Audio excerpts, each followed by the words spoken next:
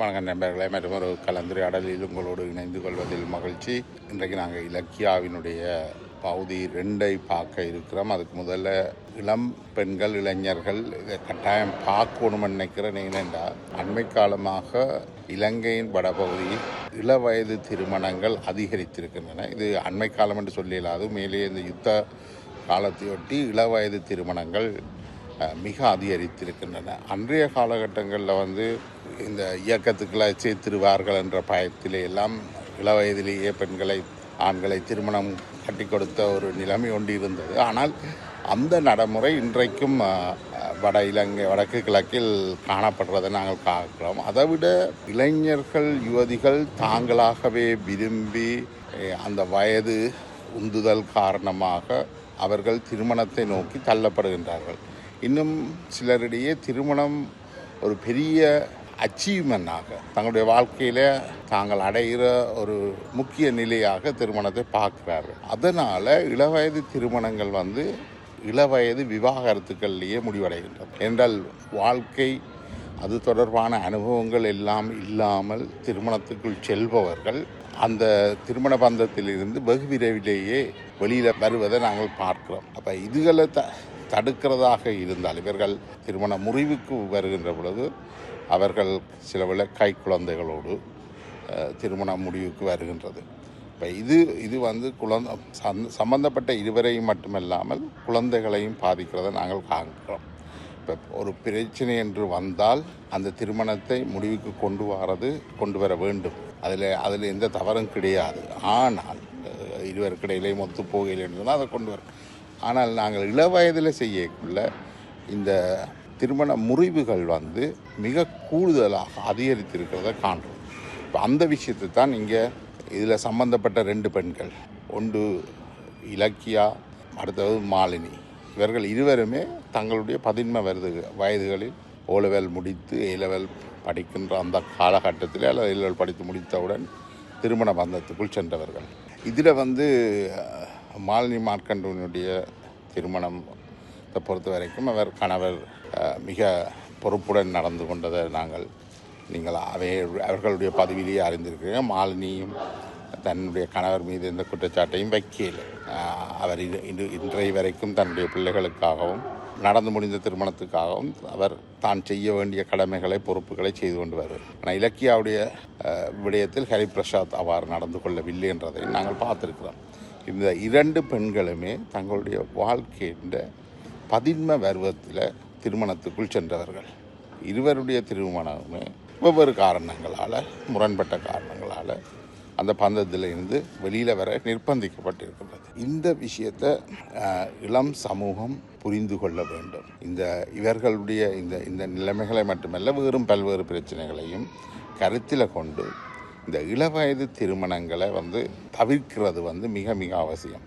இது ஒவ்வொரு இளைஞர் யுவதிகளும் தங்களுக்குள்ள முடிவெடுக்க வேண்டியது. ஏன்னா தாங்கள் எந்த கட்டத்தில் தாங்கள் திருமணம் செய்ய போகிறோம். எல்லா காதலும் திருமணத்தில் நிறைவேறுறதில்லை. ஆனபடியால் நீங்கள் ஒருவர் மீது விரும்புகின்ற பொழுது அது கட்டாயமாக திருமணத்தில் தான் அது முடியணும் என்று அவசரப்பட்டு திருமண பந்தத்துக்குள்ளே போகிறது மிக ஆபத்தானதாக இருக்கும். அது அவர்களுக்கு மட்டுமல்ல, அவர்களுக்கு பிறக்கப் போகின்ற குழந்தைகளுக்கும் ஆபத்தானதாக அமையும் என்றதால் இந்த விடயத்தில் 2 தரம் யோசிங்க. இப்போ நாங்கள் இலக்கியாவுக்கு என்ன நடந்தது, அவருடைய திருமணம் காதல் திருமணமாக இருந்தாலும் அந்த திருமணத்தை தொடர்ந்து அவருடைய வாழ்க்கை எப்படி அமைந்தது என்பது பற்றி இலக்கியா தானே விவரிக்கின்றார். அதனை நாங்கள் இப்போ பார்க்கலாம். மாலினி மார்க்கண்டனால் பாதிக்கப்பட்ட இலக்கியா ஹரிபிரசாத்தினுடைய நேர்காணலுக்கு செல்வதற்கு முன்பாக இலக்கியா ஹரிபிரசாத் தொடர்பாக பரிசில் இருக்கக்கூடிய ஒரு பெண் மிக மோசமான அவதூறுகளை பரப்பி வருகிறார். பல காணொலிகளையும் வெளியிட்டு இருக்கின்றார். அவர் தன்னை சட்டத்தரணி என்று சொல்கின்றார். அவர் சட்டத்தரணியா இல்லையானது எங்களுக்கு தெரியாது. அவர் எந்த நிறுவனத்தில் பணியாற்றுகிறார் என்றதும் யாருக்கும் தெரியாது. அவர் தன்னை மருத்துவர் என்று, தன்னை டெல்லியினுடைய மேயர் என்றெல்லாம் சொல்லி இருப்பதாக பலரும் சொல்கிறார்கள். அப்ப அவர் என்ன மனநிலையில் இருக்கிறார் என்றதும் எனக்கு தெரியல. ஆனால் இவ்வாறு அவதூறு பரப்புபவர்கள் தொடர்பில் இலக்கியாவினுடைய சட்ட ஆலோசகராக செயற்படுகின்றவர் ஒரு காரசாரமான கண்டனத்தை ஒன்றை வெளியிட்டிருக்கிறார். அது எவ்வாறு பரிசில் இருந்து அவதூறு பரப்புகின்ற இந்த குறிப்பிட்ட சென்னை சட்டத்தரணி என்று சொல்கின்ற பெண் எதிராக சட்ட நடவடிக்கை எடுக்க முடியும் என்று பிரான்ஸ் தூதரகத்தினூடாக, இலங்கையில் இருக்கின்ற பிரான்ஸ் தூதரகத்தினூடாக இந்த சட்ட நடவடிக்கை எடுக்க முடியும் என்பதையும், அது மிக இலகுவானது என்றும், இதன் மூலமாக இந்த அவதூறு பரப்புகின்ற தன்னை சட்டத்தரணி என்று சொல்லிக் கொள்கின்ற இந்த பெண்ணுக்கு எதிராக 15,000 முதல் 50,000 யூரோ வரைக்கும் நஷ்டஈடு வழங்க வேண்டி வரலாம் என்பதையும் அவர் சுட்டிக்காட்டியிருக்கிறார். அவர் தான் சட்ட நடவடிக்கைக்கு செல்லுவதற்கு முன்னர் இந்த சோகோல் சட்டத்தரணிக்கு எதிராக ஒரு முன்னெச்சரிக்கையை வழங்கி இருக்கின்றார். இதே மாதிரி பல்வேறு சமூக வலைத்தளங்கள்லையும் நாங்கள் மனநிலை பாதிக்கப்பட்டவர்களும் மனநிலை சரியான நிலையில் இருக்கிறவர்களும் வருகின்றார்கள். அதாவது சித்த சுவாதீனமானவர்களும் சித்த சுவாதீனமற்றவர்களும் இந்த சமூக வலைத்தளங்களை பயன்படுத்துகிறார்கள். அப்ப இந்த சட்டத்தரணி, தன்னை மருத்துவர், டெல்லிக்கு மேயர் என்றெல்லாம் சொல்கின்ற இவ்வாறானவர்கள் சரியான மனநிலையில தான் இருக்கிறார்களா இல்லையா என்றதை பொறுத்து தான் இவர்களுக்கு எதிராக சட்ட நடவடிக்கை எடுக்க முடியுமான்றதை நாங்கள் பார்க்கலாம். அதுக்கு முதல் இவர் என்ன சொல்றார் என்றதை நாங்கள் பார்த்துக்கலாம். நான் இந்த கடமையை நீதியை செய்கிறேன். நான் மாலினிக்கு நீதி கிடைக்கும். மாலினி ஒரு உயர்ந்த பிரசாந்த் ஒரு சாதாரண ஆளை கல்யாணம் கட்டியிருந்தா இந்த பேமஸ் ஆகியிருக்க மாட்டீங்க. நீங்களும் மாலினி ஒரு பேமஸான ஒரு ஆள், நல்ல ஒரு பெண்மணி. அதன்படிதான் நீங்க இவ்வளவுக்கு நீங்கள் உயர்ந்து கொண்டு போறீங்க. அவ வச்சு நீங்க பிழைச்சு கொண்டு போறீங்க. அவ இன்றைக்கு தோத்துட்டா. மாலினி இந்த பக்கம் நீதி இருக்கு. மாலினி உத்தமான ஒரு நல்ல பெண்மணி, ஏமாற்றப்பட்டது. அதாவது வார்த்தையை நம்பி ஏமாற்றப்பட்டது. இலக்கியாவுக்கும் நான் நிறைய விஷயங்களை கேள்விப்பட்டேன். இன்றைக்கு அடுத்த காணொலி மூலம் இலக்கியா பற்றி மட்டும் என் அப்பா அம்மாவையே நீ ஒதுக்கப்பட்டது என்னன்றதுக்கு எல்லாம் விசாரிச்சு எங்களுடைய நிர்வாகிகள் தந்து எனக்கு அனுப்பியிருந்தார்கள். இமெயில வந்திருக்கு. போய் அதை எடுத்து பார்த்துதான் உங்களுக்கு அந்த காணொலியை விடணும். தேவையற்ற கதைக்காயங்க 7 வருஷம் கிடைச்சா அது பிரசாந்த் மாலினியை காப்பாற்ற வேண்டிய என்னுடைய கட்டாயம். ஓகே, எனக்கு தெரியுமா அது என்னன்றதை. நீங்கள் இந்த தேவையற்ற வசனங்கள் எழுதி பேக்கறிய போட்டு நீங்கள் கர்மாவினே நினைச்சு கொண்டு போகும். இப்ப நாங்கள் இதுல பார்த்தோம், இந்த சட்டத்தரணி என்று தன்னை சொல்லுகின்ற ஒருவர் இப்படி சமூக வலைத்தளத்துல கருத்துக்களை பகிர்கிறார் என்று. ஆனால் இவ்வாறு பலரும் பல்வேறு கருத்துக்களையும் வெவ்வேறு தளங்கள்ல பகிர்ந்து வருகிறார்கள். அவருடைய பார்க்கிறவர்கள் தான் அவர்கள் சரியான மனநிலையில் இருக்கிறார்களா இல்லையான்றது தொடர்பில் முடிவெடுக்க வேணும். இந்த சமூக வலைத்தளங்கள் மனநிலை நல்ல நிலையில உள்ளவர்களையும் மனநிலை சரியில்லாதவர்களையும் கூட ஒரே தளத்துல தான் இந்த சமூக வலைத்தளங்கள் நடத்துகின்றன அல்லது தகவல்களை பரப்புகின்றன. ஸோ அந்த அடிப்படையில பார்வையாளர்கள் மிகவும் கவனமாக இருக்க வேண்டும். இப்பொழுது நாங்கள் இந்த நேர்காணலுக்குள் செல்வோம். பெரும்பாலும் இவர் இந்த சட்டத்தரணி என்று சொல்கின்ற பெண் சொன்ன பல்வேறு விஷயங்கள் தொடர்பிலையும் இலக்கியா ஹரிபிரசாத் மிக வெளிப்படையாகவும் மிக நேர்மையாகவும் தனது கருத்துக்களை பதிவு செய்கிற 2வது பகுதியை நாங்கள் இப்பொழுது கேட்கலாம். குடும்பம் என்றால் கணவன் மனைவிக்கு இடையில பிரச்சனை வரும், அதெல்லாம் பிரச்சனை. ஆனால் ஓவராலா பார்க்கின்ற பொழுது நீங்கள் மகிழ்ச்சியாக உங்களோட குடும்ப வாழ்க்கை நகர்ந்திருக்கு. மகிழ்ச்சியாக தான் இருந்தது. அதுக்கு பிறகு 2025 தான் மாலினி மார்க்கண்டு இடையில நுழைகின்றார், உங்களோட குடும்பத்துக்குள்ள இடையில நுழைகின்றார். அப்படியா? ஆரம்பத்துல அவருக்கு 2-3 பிரச்சனைகள் இருந்தது. திருமணமாகி சித்திரை மாசம் அவங்களோட வீட்டுல இருந்த அழைப்பு வந்தது. வாழைச்சேனைக்கு வந்திருங்க, மகனை பிரிஞ்சிருக்கேன், அது நான் பார்க்க வேணும்னு சொல்லி அவ சொன்னதுக்கு பிறகு சித்திரை மாதம் நாங்க வாழைச்சேனைக்கு போறோம். வாழைச்சேனைக்கு போனதுக்கு பிறகு இவர் வீட்டுல எப்படி இருந்தேரோ அதுக்கு டோட்டல் டிஃப்ரெண்டா வேறொரு முகத்தை காட்டி இருந்தாரு. குடிப்பழக்கம், சிகரெட் குடிக்கிறது, என்னோட சண்டை பிடிக்கிறது, அப்படி அவர் கேரக்டர்ல நிறைய பிரச்சனைகள் வந்தது. மற்றது நான் உடலியல் ரீதியாக என் மாமியாரால பாதிக்கப்பட்டிருந்தேன். எனக்கு கருவை கலைக்கிறதுக்காக பல முயற்சிகள் செஞ்சிருந்தாங்க. 5.5 மாசத்துக்கு பிறகுதான் என்னை கிளினிக்கு பதிகிறதுக்கான அனுமதியை தந்திருந்தாங்க. நான் என் 6வது மாசத்துலதான் கிளினிக்கு போயிருந்தேன். 8வது மாசம் என்ன கையில அவரை கருவை கலைத்து உங்களோட திருமணத்தை முறிக்கணும் என்ற எண்ணம் அவர்கிட்ட இருந்துதான். அவட உள்ளெண்ணம் என்னன்னு தெரியல. ஆனா எனக்கிட்ட சொன்ன காரணம் உங்களுக்கு சின்ன வயது, இந்த வயதுல பிள்ளை தேவையில்லை, நீங்க படிச்சு முதல் வேலை எடுங்க. இப்ப வெளியாக்களுக்கு பிள்ளை இருக்குதுன்னு சொல்லி தெரிஞ்சால் குடும்பமானம் போயிடும், அவமானம் ஆகிரும். என்று சொல்லி இவ வந்து எங்களை வெளியவும் போக விட மாட்டாவு. ஒரு 6 மணி 7 மணிக்கு பிறகு இருட்டுக்கு பிறகுதான் நாங்க கடைக்கு எங்கேயோ சேர்ந்து போக வேணும். அப்படி இல்லைன்னு சொன்னாலும் தலையில ஒரு துணியை போட்டி ஆட்டோவில் அழைச்சி போவாங்க. நெத்தியில வந்து குங்குமம் வைக்க விட மாட்டாவு. அப்படி வந்து எனக்கு அவரோட சேர்ந்து வாழ்றதுல நிறைய பிரச்சனைகள் அங்க இருந்தது. அந்த சரியான ஒரு அரவணைப்புன்றது வந்து இருக்கல. நான் வந்து ஒரு தூரத்துல இருக்கிறேன் என்ற ஒரு மாதிரி தான் இருந்தேன். நான் இப்ப உறவுகளும் இல்லை, எந்த கவலைகளை பகிர்ந்து கொள்ளவும் ஆள் இல்லை. அந்த சுத்தி இருக்கிற அந்த நான் என் வீட்டை சுத்தி இருக்கிற வெளி மக்களால மட்டும்தான் எனக்கு ஆதரவு கிடைச்சதே ஒழிய அவங்களோட குடும்பத்தால எனக்கு வந்து கிடைக்கல.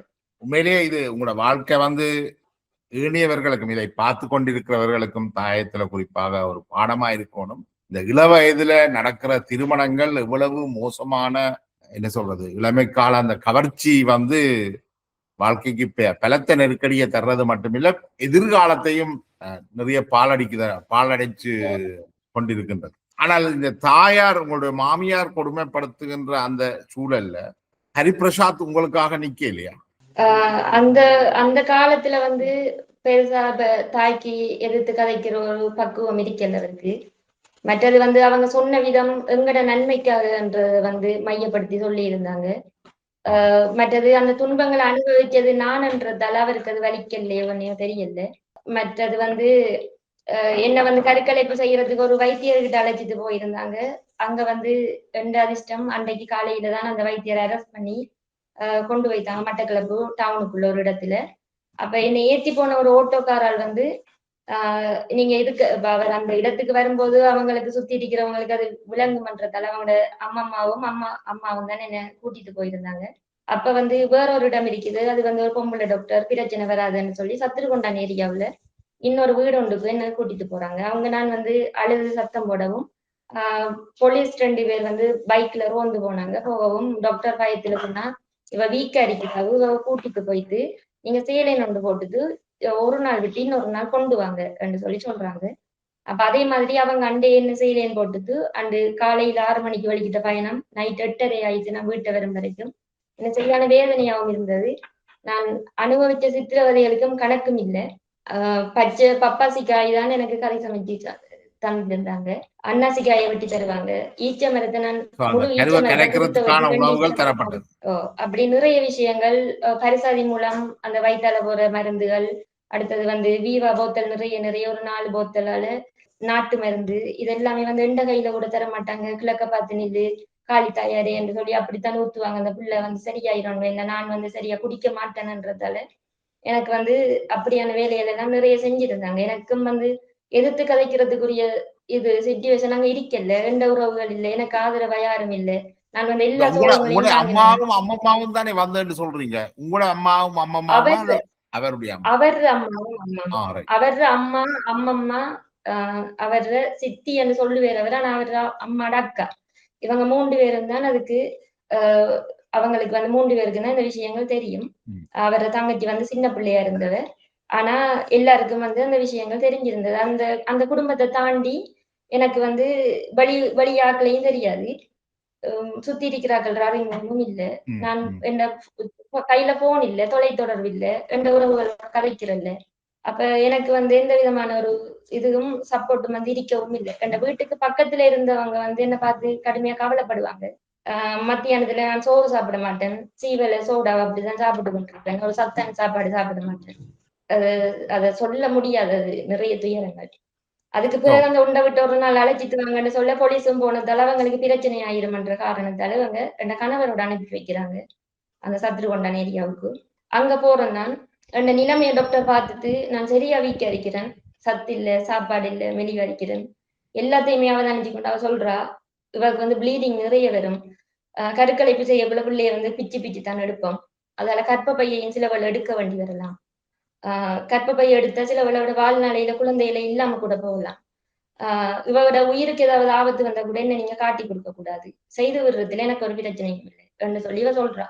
சொல்லவும் மருத்துவர்கள் அங்க இருக்கிறோமா? இப்படி சட்ட ரீதியாக செய்யறவங்க ஆரம்ப காலத்துல இருந்திருக்கிறாங்க.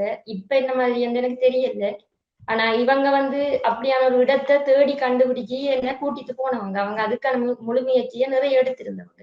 அதுக்கு ஹரிபிரசாத்தும் உடந்தையா இருந்திருக்கு. கணவர் என்னில வச்சிருந்த அன்பால ஓ, என்ன வச்சிருந்த அன்பால எனக்கு உயிருக்கு ஆபத்து வந்துடலாம் என்ற ஒரு பயத்தாலையும் இவர் இது தேவையில்லைன்னு சொல்லி நான் அந்த இடத்துல இருந்து கூட்டிட்டு வாரு.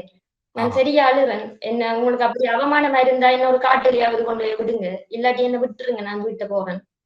இதுக்கு பிறகு எனக்கு எதுவும் செய்யாதீங்கன்னு நான் சரியா மனவேதனைப்பட்டு அழுதேன். அதுக்கு பிறகு அவ அப்பவும் என்ன விடல. பாலச்சந்திரன் நிராஜ் கிளினிக்னு சொல்லி இருக்குது, மாஞ்சல் டாக்டர்னு சொல்லுவாங்க. அவர்கிட்ட போய் திரும்பவும் போய் கேட்கிறா, என்ன கூட்டிட்டு போய் கலைச்சி விட சொல்றாங்க. அவர் சொல்றாரு, இந்த வேலை நான் செய்யறல்லம்மா, ஒரு உயிரை கொல்ல மாட்டேன். நீங்க வந்து இதை பெற்று வளங்க. இப்ப வயது சரிதானே அவருக்கு, 19 வயது அந்தக்குள்ள ஒரு குழந்தையை தாங்குற சக்தி அவருக்கு இருக்கும். அதால இதை நீங்க வந்து ஒரு அவமானமா பார்க்காதீங்க சொல்லி நிறைய புத்தி சொல்லி அனுப்புற. அவர் வந்து கேட்கிற மாதிரி இல்லை. இவட வற்புறுத்தலால ஒரு ஹோமோன் குளிச காட்டுண்டவர் தாரது. சில வேளை அது பாதிப்பு இல்லாமலுக்கு கூட இருந்துக்கலாம். இது வந்து சாதாரண ஒரு ஹோமோன் தான். இதை வந்து நீங்க ஒரு நாளைக்கு ஒரு குளிசை கொடுங்க. 5.5 மாசம் ஆயிட்டு அவருக்கு வந்து இதுக்கு பிறகு கலைக்க முயற்சி செய்யாதீங்க. அப்படி செஞ்சு அவட உயிருக்கு ஆபத்துன்னு சொல்றாங்க. அவ அந்த குளிசைய வந்து எனக்கிட்ட சொல்றா, இது மட்டும்தான் நான் உனக்கு இது செய்யறேன், இதை மட்டும் செய்ய எனக்காக என்று சொல்லி அந்த 7 குளிசையும் எனக்கு ஒரே தடவை இது தாராவும். சரி, என்ன நான் அதை அப்படியே வாங்கி போடுறேன். ஆனா எனக்கு எதுவும் நடக்கல. நான் ஆரோக்கியமா இருந்திருக்கிறேன்னு நினைக்கிறேன். என் பிள்ளை அந்த பூமிக்கு வரணும்ன்ற விதி இருந்துச்சு. 6ஆம் மாசத்துல நான் வந்து கிளினிக் பதிகிறேன். 6 மாசங்களுக்கு பிறகு நான் கிளினிக் போறேன். 2 கிளினிக் தான் போன மாதிரி அந்த விரல்கள் எல்லாமே நீளமாகுது. நான் கடும் வெளி வரைக்கிறேன். எனக்கு நடக்கக்கூட சக்தி இல்லாமல் இருக்குது. கடும் ஏழாமலுக்கு போகவும் எம்ஓஜி ஆபீஸ் மூலம் என்ன வாழைச்சேனை எம்ஓ ஆபீஸ்ல இருந்து மட்டக்களப்புக்கு மாத்துறாங்க. மாத்தினதுக்கு பிறகுதான் எனக்கு ரத்தம் பாய்ச்சுறாங்க. உடம்புல நிறைய சத்துக்கள் குறைபாடு. நான் கடும் வீக்க அடிக்கிறேன். சாப்பாடு ஒழுங்கா கிடைக்கல, எனக்கு சரியான ஊட்டச்சத்துக்கள் போகல உடம்புல. அதுக்கு பிறகு ஒரு 8.5 மாசத்துக்கு பிறகு நான் டிக்கெட் வெட்டி வீட்டை வாரேன். அப்பதான் நான் முதல்ல ஸ்கேன் பண்ணி மகனை பாக்குறேன். மகனுக்கு உடல்ல எந்த குறைபாடும் இல்லை, ஆரோக்கியமா இருக்கிறாரு. 2 சத்துக்கள் மட்டும்தான் உறிஞ்சப்பட்டிருக்குது. அதால எனக்கு ஒரு ரீஃபண்ட் தாராங்க. நான் வந்து வீட்டை வாரேன். பிள்ளை வந்து 2010ஆம் ஆண்டு 1ஆம் மாசம் 9ஆம் தேதி பிறகுறது. அதுக்கு பிறகு எனக்கு வாழைச்சேனைக்கு போக அந்த வீடுபாடு இல்லை. ஆனா இந்த கணவர் அங்க வர சொல்லி என்னோட ஒரே பிரச்சனையாவே இருந்து கொண்டே இருந்தது. வாழைச்சேனைக்கு போவோம் சொல்லி. அப்ப எங்க போய் இருந்தீங்க நீங்க? வாழைச்சேனையில வந்து அவங்க கூப்பிட்டு இருந்த மோட்டிவ் வந்து என்னோட வந்து இருக்க வேணும், நாங்க வீடுகாரம் இங்க வந்து இருங்கன்னு சொல்லி. ஆனா அவங்க வீடுகாரில் ஒரு காணி பெறப்பொண்டு தான் காட்டியிருந்தாங்க. இந்த இடத்துல அவங்களோட அம்மாட அக்காட காணி அது. அவ வந்து ஒரு கிரவுண்டுக்கு பக்கத்துல வாங்கி போட்டிருந்தவர். அப்ப அதுல ஒரு தகரத்தால குடியில் அடிச்சு, அந்த கையால் அடிக்கிற குழாய் கிணறு ஒன்று அடிச்சு, டாய்லெட் பாத்ரூமுக்கு வந்து அங்க இல்லாததால ஒரு ஓலையால குடிச மாதிரி கட்டி அப்படித்தான் என் வாழ்க்கை வந்து போனது. வந்து எனக்கு இங்க மட்டக்களப்புல சொந்த வீடு இருந்தது. அப்ப நான் அதுக்கு பிறகு 8.5 மாசத்துக்கு பிறகு வந்ததுக்கு பிறகு எனக்கு போக விருப்பம் இல்லாததால நான் வீட்டையே இருந்துட்டேன். அதுக்கு பிறகு நான் போகவில்லை. உங்களோட அந்த மகனை அழிக்கிறதுக்கு இவர்கள் எல்லா முயற்சியும் எடுத்தும் ஒன்றும் வெற்றி அளிக்காமல் உங்களோட மகன் ஆரோக்கியமாக, மூத்தவர் ஆரோக்கியமாக பிறந்திருக்கிறார். நார்மல் டெலிவரி தான் ஆனது. ஆரோக்கியமா தானே இருந்த, ஒரு உடல் குறைபாடும் இல்லை, நல்லா தானே இருக்கிறது. ஒரு எல்லாத்தையும் ஒரு பெரிய போராட்டத்துல பிறந்திருக்கிறார். 1.5 வயசுக்கு பிறகு இவர் வந்து ஒரு சிடி கடை ஒன்று வச்சிருந்தவர். அந்த சிடி விற்பனை நிலையம் உண்டு. அதுல இவர் ஃப்ரெண்ட் ஒரு ஆளோட சேர்ந்து ஒரு ஒரு பிரச்சனையில வந்து அவர் மாட்டுப்படுறம் வெறுகள் முருகன் கோயில வச்சு அதை வந்து நான் வழிபடியா சொல்ல விரும்பல. ஒரு ரீசனுக்காக எங்களை வந்து போலீஸ் பிடிக்கிறாங்க. பிள்ளைக்கு வந்து 1.5 வயது. அப்ப நான் சேருவில போலீஸ் நிலையத்துல அரெஸ்ட் பண்ணப்படுறேன். பிள்ளையோட போய் தங்குறேன். மூதூர்ல கோர்ட்ல வந்து வழக்கு பதிவு செய்யறாங்க.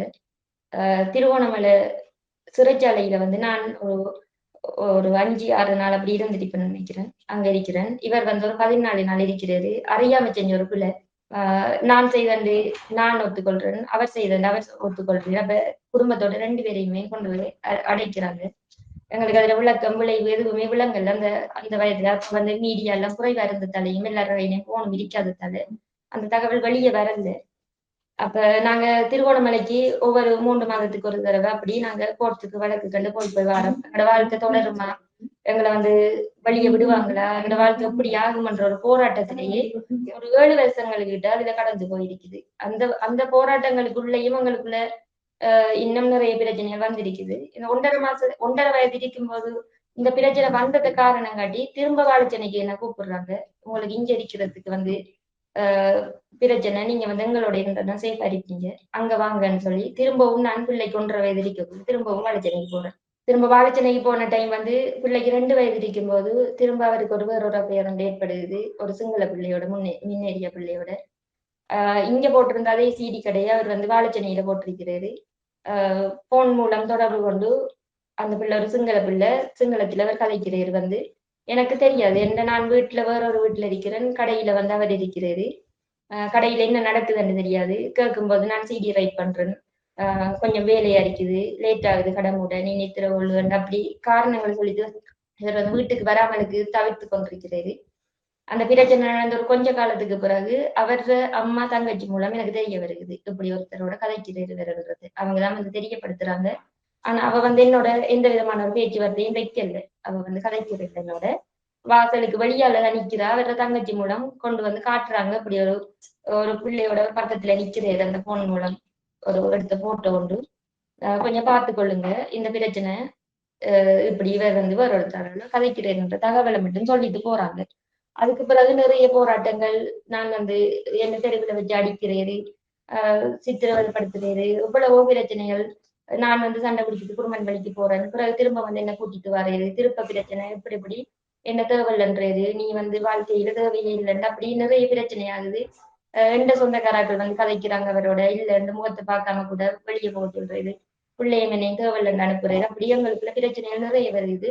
அந்த டைம்ல நான் வந்து அந்த பெட்டிக் இது வந்து அந்த டிசைன் பண்றது வந்து படிச்சேன் நான். டிஎஸ் ஆபீஸ்ல ஒரு கோர்ஸ் வந்து செய்தேன்னா வாழைச்சேனை. அப்ப எனக்கு அதுக்குரிய மூலப்பொருட்கள் கொஞ்சம் இருந்தது. அதுல வந்து ஸ்பிரிட் மருந்தை வந்து கலந்துதான் அதை வந்து செய்வாங்க, அந்த கலரிங் எல்லாம் போட்டு செய்யும்போது. அந்த ஸ்பிரிட் மருந்தை நான் வந்து ஒரு 1/2 லிட்டர் கிட்ட குடிச்சிட்டேன். குடிச்சு வாழைச்சேனை ஆதார வைத்தியசாலையில வந்து நான் அட்மிட் ஆகுனேன். நான் அப்ப அவங்க அம்மா வந்து கடவுளுக்காக பிள்ளை அப்படி கேஸ் எல்லாம் போட்டுறாத, காட்டி கொடுத்துறாத, என்ன நடந்து குடும்ப பிரச்சனை சாதாரண பிரச்சனைன்னு தான் சொல்லு, இப்படி பொம்பளை பிரச்சனைன்னு சொல்லாதெல்லாம் சொல்லி கையெடுத்து கும்பிட்டாவோ எமர்ஜென்சியில வச்சு. எல்லா பிரச்சனையும் சால்வ் ஆகினதுக்கு பிறகு அந்த உறவுகளை யாருமே அங்க இருக்கல. எல்லாருமே வந்து விட்டுட்டு போயிட்டாங்க. டிக்கெட் வெட்டி என்னை கூட்டிட்டு வரும் வரைக்கும் இவரும் ஒரு நல்லவர் போலயே கதைச்சி என்னை ஹாஸ்பிட்டல்ல இருந்து கொண்டு வந்ததுக்கு பிறகு திரும்பவும் பிரச்சனை ஆயிடுச்சு. அப்ப அதால திருப்ப திருப்ப பிரச்சனை வருது. அந்த டைமும் எனக்கு வயிற்றுல வந்து ஒரு பிள்ளை இருந்தது, 1.5 மாசத்துல அபோஷன் ஆகுது.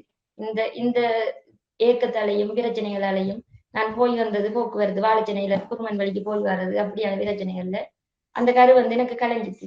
அப்ப அந்த டைம் வந்து திரும்ப என்ன ஊருக்கு வந்து அவர் அவைய கூட்டிட்டு வருவேர், பிரச்சனை வரும், திரும்ப கூட்டிட்டு வருவேர், இப்படி இப்படி ஒரு 7-8 தரம் நடந்ததுக்கு பிறகு நான் வாழைச்சேனையில இருக்கிறேன்.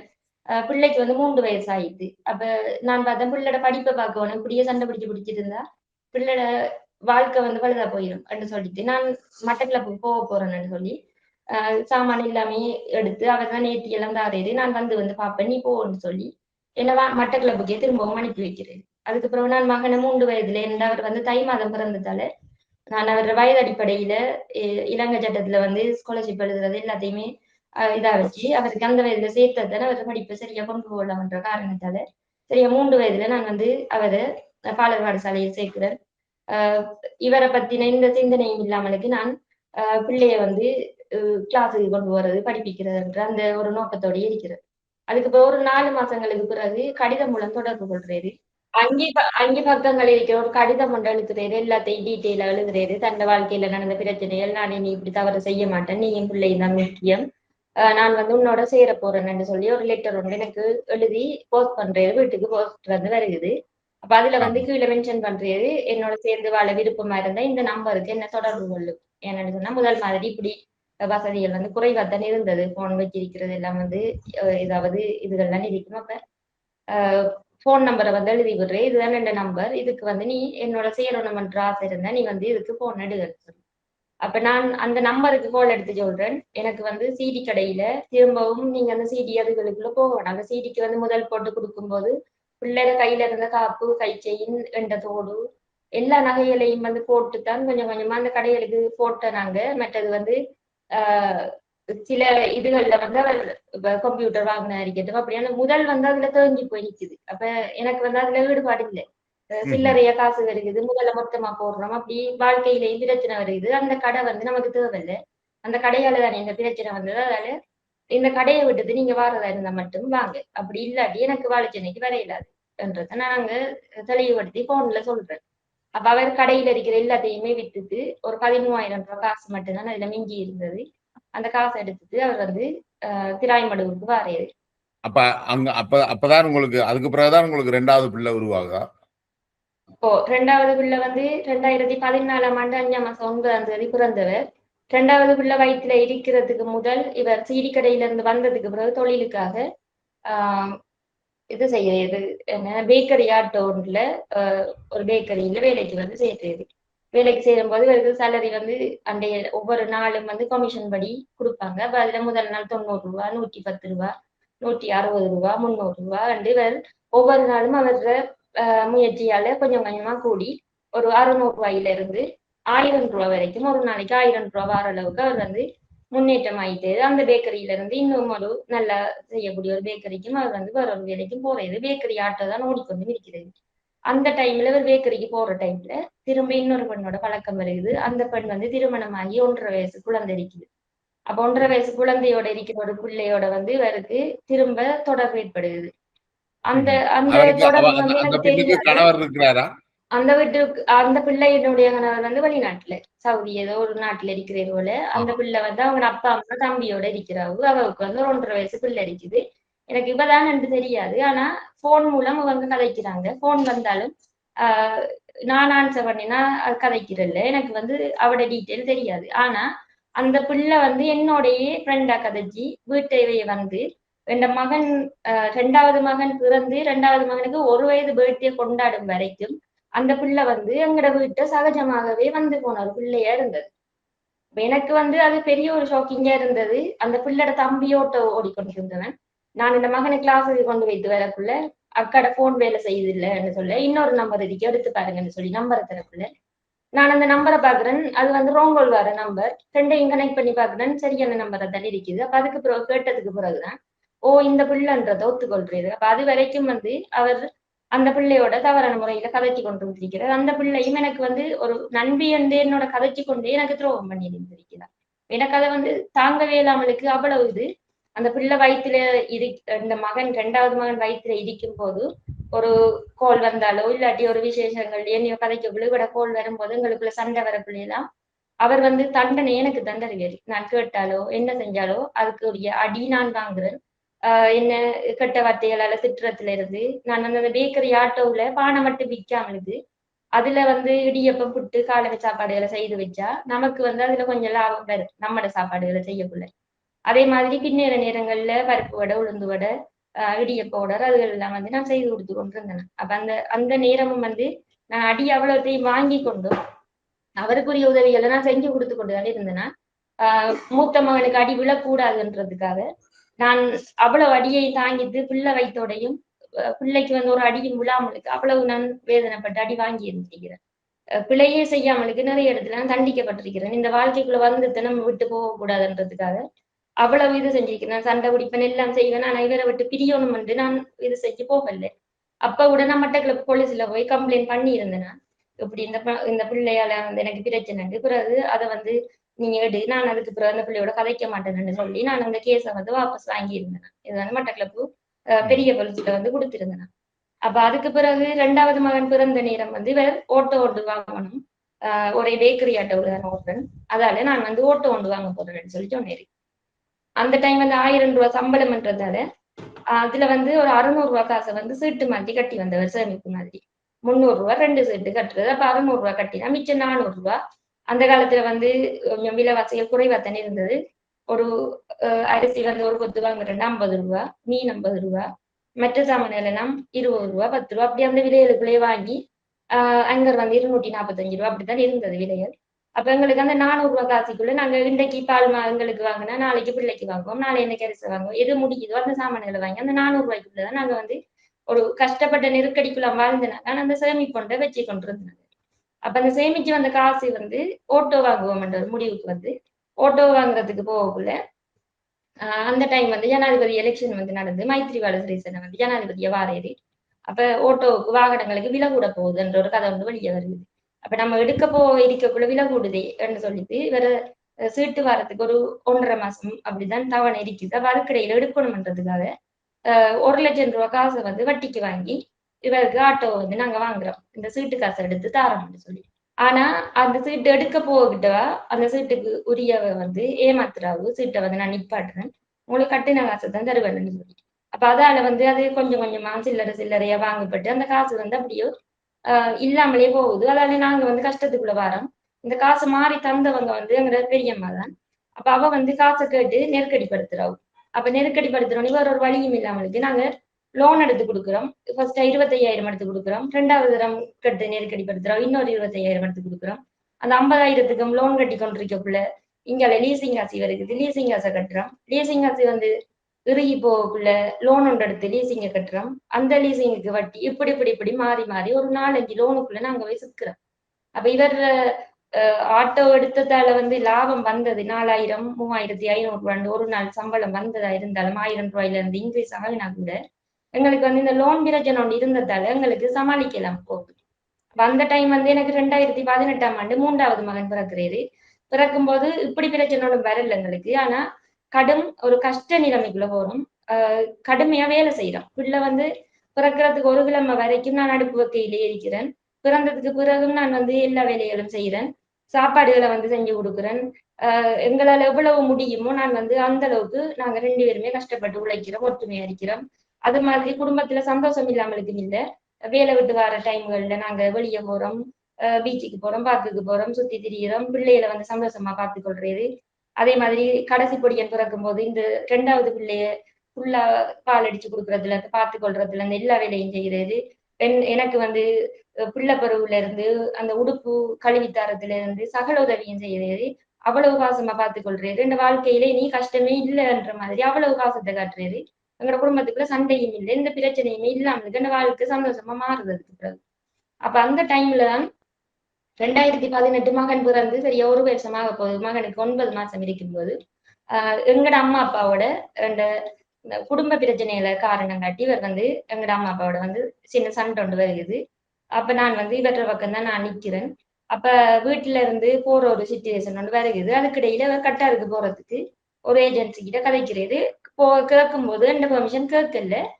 போட்டுட்டு வந்துதான் அவர் இன்டர்வியூ அன்றைக்கு தான் வந்து எனக்கு சொல்றது இப்படி வந்து கட்டாருக்கு போறதுக்கு நான் வந்து கொடுத்திருக்கிறேன், சரி வந்துடும், விசா வந்து வந்துட்டு நான் வந்து போறேன், இந்த நிலைமை இப்படி லோன் பிரச்சனை எல்லாத்தையும் நம்ம முடிப்போம், வீட்டையும் கொஞ்சம் திருத்திட்டு லோனுகளை முடிச்சுட்டு தேவையான சாமான்களை வாங்கிட்டு நான் ஒரு 1 இயருக்குள்ள வந்துடுவேன்.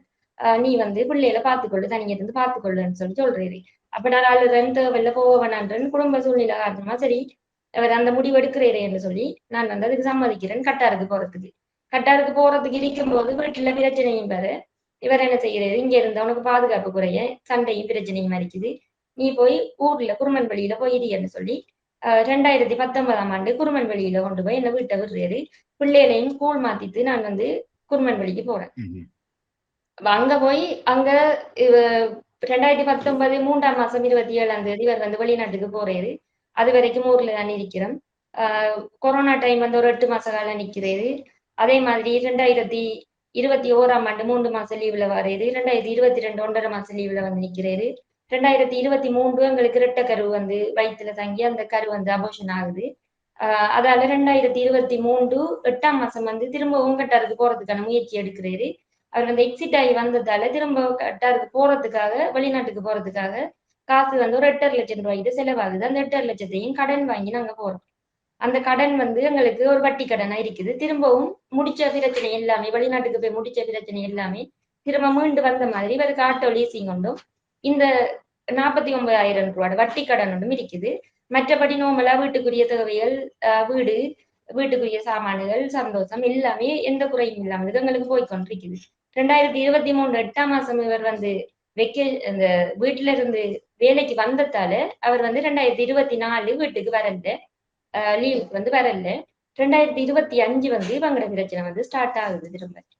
நீங்கள் அப்ப கிட்டத்தட்ட வாழ்க்கையின் பிற்பட்ட காலத்துல உங்களோட 3வது மகன் பிறந்த பிறகு 2018 இருந்து 2025 வரைக்கும் ஒரு நல்ல சந்தோஷமா இருந்திருக்கிறீங்க கூட பழைய காலத்திலும் பார்க்க, அப்படியா? கடன்கள் எல்லாம் ஓரளவுக்கு குறைஞ்சு சந்தோஷமா இருந்திருக்கிறீங்க. மாலினியோட ஏற்கனவே அவர் பற்றி சில அனுபவங்கள் இருந்தபடியா அந்த மாலினியோட வந்த பிரச்சனையை நீங்கள் ஆரம்பத்திலேயே கண்டுபிடிச்சிருப்பீங்கன்னு நினைக்கிறேன். ஓ இந்த இவர் வந்து எனக்கு சொன்ன வாக்கு என்னன்னு சொன்னா, நான் ஏற்கனவே விட்ட தவறை வந்து நான் செய்ய மாட்டேன். பிள்ளைக்கு ஒரு 5 வயசு அப்படி இருக்கும் வரைக்கும் இவர் வந்து குடிப்பழக்கம் அப்படி இருந்தது. பிள்ளட தலையில சத்தியம் எல்லாம் வாங்கி அப்படி நிறைய நான் வந்து போராடித்தான் அந்த பழக்கத்தை அவர்கிட்ட இருந்து மாத்தினேன். சிகரெட் குடிக்கிற வழக்கம், பாலச்சனையில வந்து நிறைய பிரச்சனைகள் அவர் நான் யோசிச்சேன்டா அவர் வந்து படிச்ச பாலிய நண்பர்கள் இருந்ததால அவருக்கு வந்து பழகுறதுக்கான வாய்ப்பு அங்க கூட இருக்குது. மட்டக்களப்புக்கு வந்தா அவர் அதை குறைச்சிடுவேன். மட்டக்களப்புக்கு வந்ததுக்கு பிறகு அவர்கிட்ட ஒவ்வொன்னா சொல்லி அந்த பழக்கத்துல இருந்து நான் மீட்டு கொண்டு வந்துட்டேன். அதுக்கு பிறகு அவருக்கு அந்த பழக்கம் இருக்கல. நான் நினைக்கிறேன் நீண்ட உரையாடல் மிக வெளிப்படையாகவும் ஒளிவு மறைவு இல்லாமலும் மிக ஆளுமையாகவும் உங்களோட கருத்துக்களை நீங்கள் தெரிவிச்சிருக்கிறீர்கள். உங்களுக்கு ஒரு மிக கஷ்டமான சூழல் என்றதையும் எனக்கு புரிந்து கொள்ளக்கூடியதா இருக்கு. நன்றி இலக்கியா. சரி, நன்றி. என்ன இணைப்பில் ஏற்படுத்தினதுக்கு நன்றி.